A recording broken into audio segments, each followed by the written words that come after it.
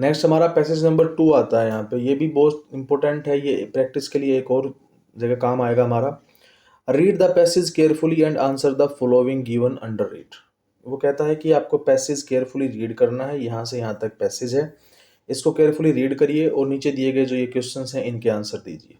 तो चलिए सबसे पहले हम एक्सप्लेन करते हैं चीज़ों को, उसके बाद हम इसके आंसर को देना स्टार्ट करते हैं, कैसे हम इसके आंसर को रिप्लाई करेंगे। चलिए, once upon a time there was a small hill. तो सबसे पहले वो कह रहा है कि वंस एक बार की बात है कि there was a small hill, एक छोटी सी एक पहाड़ी थी।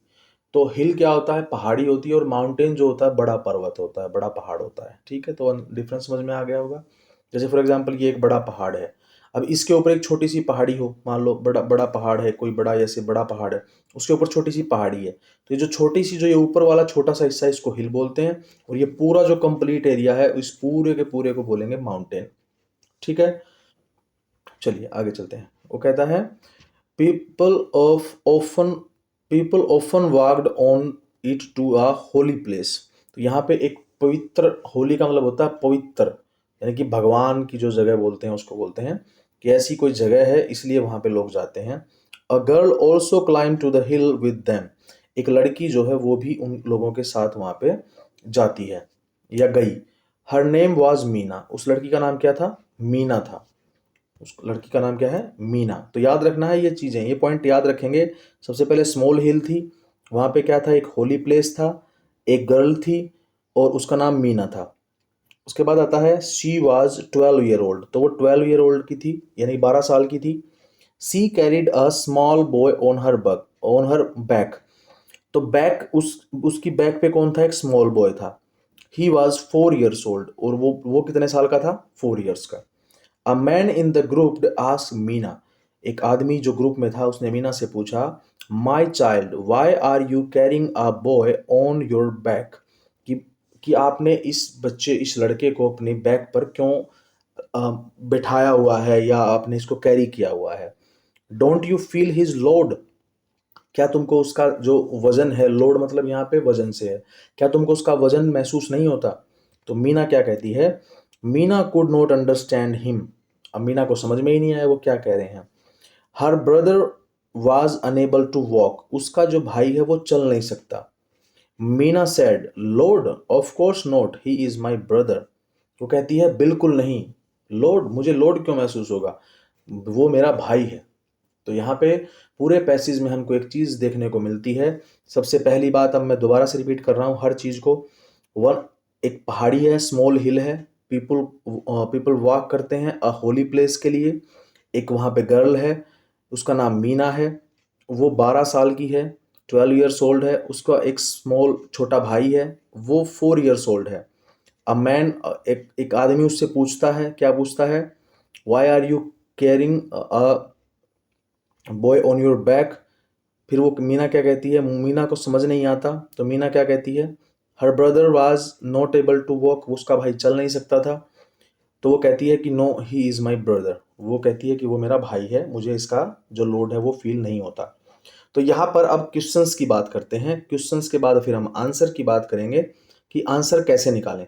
तो पहला क्वेश्चन कहता है, where are the people going. People कहाँ जा रहे थे, पीपल जा रहे थे कहाँ पे, होली प्लेस पे। तो यहाँ पे क्वेश्चन बनेगा, the people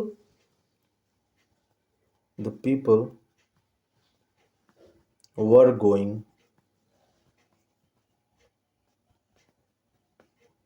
to a holy place. ठीक है, कहाँ जा रहे थे, होली प्लेस। एक होली प्लेस है, वहां पे जा रहे थे। और वो होली प्लेस कहाँ था, वो होली प्लेस कहाँ था, on a hill, on a small hill, on a small hill. एक छोटी सी पहाड़ी है, उसके ऊपर था वो। तो आप ये पूरा आंसर इसमें लिख देंगे। तो यहाँ पे जगह कम है थोड़ी सी स्क्रीन पे, तो इसलिए मैंने नीचे वाले में लिख दिया है। आप इसको पूरा अच्छे से कर लेंगे। ठीक है, इसको स्क्रीन को रोक लीजिए और कर लीजिए। चलिए नेक्स्ट आता है। अगला क्वेश्चन क्या कहता है, अगला क्वेश्चन कहता है, what is the name of the girl in the passage. उस मैंने कहा था ना कि सारी चीजें याद रखेंगे आप। तो उस what is the name of that girl in the passage, तो ये देखो यहाँ पे मीना। तो यहाँ पे आप लिख देंगे मीना। उस लड़की का नाम क्या है, मीना है। हाउ ओल्ड वाज सी, वो कितने साल की थी। तो ये देखो ये क्वेश्चन यहाँ पे है, वो कितने साल की थी, 12 ईयर्स की, तो यहाँ पे लिखेंगे 12 ईयर्स, वो 12 साल की। ठीक है, दोनों क्वेश्चन सॉल्व हो गए, 3 हो गए। ठीक है, चलिए फोर्थ क्वेश्चन पे आते हैं। Whom did she carry on her back? उसने अपनी बैक पर किसको कैरी किया हुआ था, तो क्या आएगा आंसर, हर ब्रदर, उसका भाई था वहां पे, her brother. How old was her brother, उसका ब्रदर कितने साल का था, उसका ब्रदर कितने साल का था, देखो यहाँ पे he was 4 year old, he was 4 year old, तो यहाँ पे आ जाएगा 4 ईयर्स ओल्ड, यहाँ पे लिखोगे आप 4 ईयर्स ओल्ड। ठीक है, हो गया। Why do you think Meena was carrying her brother, तो मीना ने अपने भाई को क्यों कैरी किया हुआ था, तो ये बात भी उसमें लिखी हुई है, this is already given. Her brother was unable to walk, उसका जो भाई है वो चल नहीं सकता था, तो आप सेम बात यही वहां लिख देंगे, बस क्वेश्चन सोल्व हो गया। Her brother was unable to walk, तो यहां पे लिखेंगे हर ब्रदर